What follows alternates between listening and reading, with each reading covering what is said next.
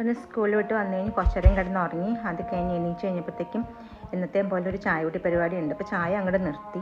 മധുരം വേണ്ടാന്ന് വെച്ച വ്യക്തിയാണോ ഞാൻ. പക്ഷേ ഞാൻ സാധനം എന്തെങ്കിലും കഴിക്കാൻ എന്തെങ്കിലും മേടിക്കാമെന്ന് കരുതി ഇറങ്ങിയപ്പോഴത്തേക്കും ഒരു ഫ്രണ്ട് വന്നിട്ട് എന്താ വേണ്ടതെന്ന് ചോദിച്ചു. അപ്പം ഞാനിങ്ങനെ അവരുടെ കൂടെ ഹോട്ടലിൽ പോയി കഴിഞ്ഞപ്പോഴത്തേക്കും ഓരോ സാധനങ്ങൾ എനിക്കിഷ്ടമുള്ള ഇതെടുത്തു.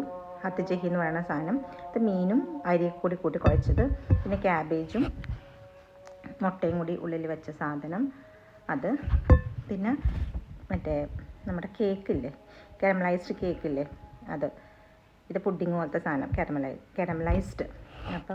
അപ്പോൾ ഞാൻ ഇതെടുത്ത് കഴിഞ്ഞപ്പോഴത്തേക്കും അയ്യോ ഞാൻ പൈസ കൊടുത്തോളാം, ഇത് എൻ്റെ വകയാണെന്ന് പറഞ്ഞു കേട്ടോ. പിന്നെ ഇത് മുഴുവൻ തിന്ന് തീർക്കണമല്ലോ. അപ്പോൾ ചായക്ക് പകരം ഞാൻ നല്ല തണുത്ത വെള്ളം കേട്ടോ കുടിക്കുന്നത്.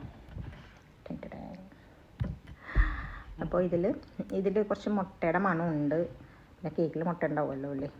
പിന്നെ ഞാൻ ഇത് കാരമലൈസ്ഡ് പൊതുവെ കഴിക്കാറില്ല, കണ്ടിട്ട് നല്ല ഭംഗി തോന്നുന്നുണ്ട്, നോക്കാം. നല്ല ഫ്ലഫിയാണ്. എൻ്റെ ഫേവറേറ്റ് ഇതാണ് കേട്ടോ.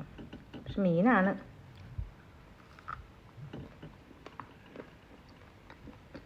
ഉള്ളി ഉണ്ട്, അപ്പോൾ ഉള്ളി ഇങ്ങനെ വടയിൽ ഉള്ളി കഴിഞ്ഞിരിക്കും.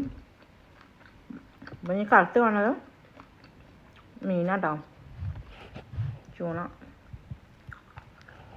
ഉണ്ടോ, ഇതാണ് സ്മോക്ക് ചൂണ. കുഞ്ഞു കുഞ്ഞു പീസാക്കിയിട്ടാണ് കിട്ടുന്നത്.